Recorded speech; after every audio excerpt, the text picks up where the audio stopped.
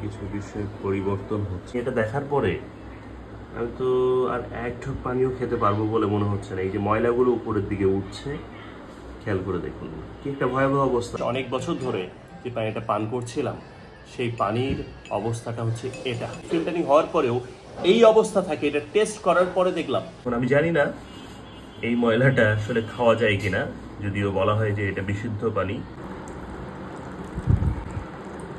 এটা হচ্ছে কলের পানি আর এই পানিটা হলো ফিল্টারের পানি।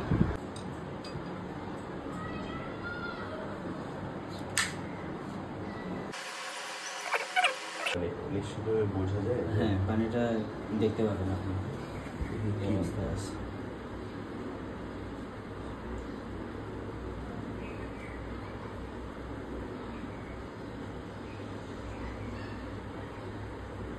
কিছু বিষয় পরিবর্তন হচ্ছে মনে হচ্ছে। এই যে হলুদ হলুদ, এটা আসলে কি? এগুলো ময়লা স্যার, সব দেখতে পাবেন। লাল চিহ্ন যেটাতে, এটা তো কলের পানি, এটাতে তো হলুদ থাকাটা অস্বাভাবিক না। ওটা তো ফিল্টারের পানি, ওটাতেও কেন হলুদ? হ্যাঁ ওই যে বললাম ফিল্টারে শুধু হালকা কিছু আয়রনটা রিমুভ করে, বাকি যে ও মাই গড, জীবাণু যেগুলো পদার্থ আমি আবার আমার ফিল্টার লাগার পর আপনাকে আবার টেস্ট করা। কি একটা অবস্থা। আমি একটু উপর দিয়ে দেখি, খেয়াল করে দেখেন। এটা হচ্ছে পানির অবস্থা। এটা হচ্ছে কলের পানি ছিল, এই যে এখানে চিহ্নটা আছে। আর এটা হচ্ছে আমার ফিল্টারের পানি, যেটা আমি এখনো খাচ্ছি। এটা দেখার পরে আমি তো আর এক ঢোক পানিও খেতে পারবো বলে মনে হচ্ছে না। এই যে ময়লাগুলো উপরের দিকে উঠছে, খেয়াল করে দেখুন কি একটা ভয়াবহ অবস্থা। আমি জানি না এই ময়লাটা আসলে খাওয়া যায় কিনা, যদিও বলা হয় যে এটা বিশুদ্ধ পানি। এটা কি টেস্ট? টিটিএস মিটার দিয়ে পানির পিপিএম মাপা হয় পানি। আচ্ছা, পানির পিপিএম মাপা হচ্ছে। কত উপরে গেলে পানিটার কোয়ালিটি? এটা আপনার সাপ্লাই পানির উপর ডিপেন্ড করবে। আপনার সাপ্লাই পানি কত, আপনার যদি সাপ্লাই পানি 150-200 এর মধ্যে হয় তাহলে আপনার টিডিএস থাকতে হবে আপনার 50 এর নিচে। আচ্ছা, এখন আমার তাহলে অবস্থা কি পানির? অবস্থা আপনার যে ফিল্টার ইউজ করেন সেটাই হচ্ছে আপনার 113, তার মানে এটা ঠিক নেই। আচ্ছা আচ্ছা, কত থাকলে ভালো হতো? 50 এর নিচে থাকতে হবে। ও, তার মানে এটা বিপজ্জনক। আচ্ছা, আর আমার নর্মাল কলের পানি? নর্মাল কলের পানি আছে 137।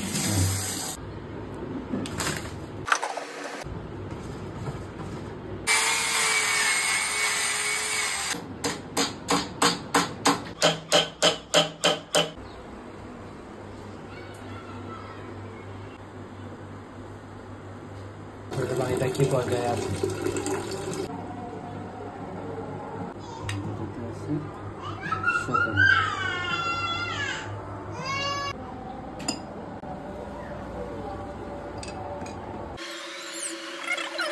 বিশুদ্ধ যেটা পানি করা হচ্ছে, কারণ পানি আরো কিছু ফেলাতে হবে, তো নতুন মিনারেল লাইনিং হয়ে গেছে। এই মিনারেলটা, এটা আপনার এই যে ভাবটা, এটা হলো মিনারেল।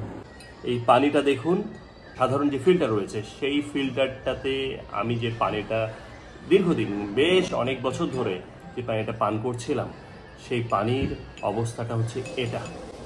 অর্থাৎ আমি এটা পান করছিলাম, কিন্তু আমি দেখি সাদা চোখে যে ওটা সাদা পানি, দেখতে ঝকঝকে পানির মতোই লাগে। ফিল্টারিং হয়, কিন্তু এই ফিল্টারিং হওয়ার পরেও এই অবস্থা থাকে। এটা টেস্ট করার পরে দেখলাম এই পানিটা আমার বাসায় টেস্ট করানো হয়েছে। এই যে লাল চিহ্ন যেটা আছে, আমি চিহ্নগুলো দিয়ে রেখেছি যেন বুঝতে সুবিধা হয়। এটা হচ্ছে সাধারণ যে লাইনের পানি বা কলের পানি, সেটা। এই পানিটা কলের পানি, আর এই পানিটা হচ্ছে নর্মাল ফিল্টারের পানি, অর্থাৎ যেটা কোটি কোটি পরিবারে ব্যবহার করে থাকে। দুটোর মধ্যে খুব বেশি পার্থক্য পাচ্ছি না। এই হলো আমাদের পরিস্থিতি। দিনের পর দিন এই পানিটা খেয়েছে। আমি বলছি না যে এটা একেবারেই বিশুদ্ধ নয়, এই পানিটা হতে পারে বিশুদ্ধ, কিন্তু এসবও আমাদের শরীরে যায়, এটা সবচেয়ে বেশি দুশ্চিন্তার। এই পানিটা দেখুন, যে পানিটা আমি এখন থেকে খাবো, আর এই যে এখানে এই পানিটা খেয়াল করে দেখুন, যে পানিটা ডান হাতের পানিটা আমি বছরের পর বছর খেয়েছি, আর এখন ইলেকট্রিক ফিল্টারের এই পানিটা আমি খাবো এখন থেকে। অর্থাৎ বোঝাই যাচ্ছে দুটো পানির কালার কেমন। এই পানিটা পান করতে গেলে আমার মনে হয় এখন আপনার দ্বিধায় বাঁধবে, যেটা আমার বাঁধতেছে। এই পানিটা পান করুন ভাই। পানি পানি এবং পানি, পানি ছাড়া জীবন অচল।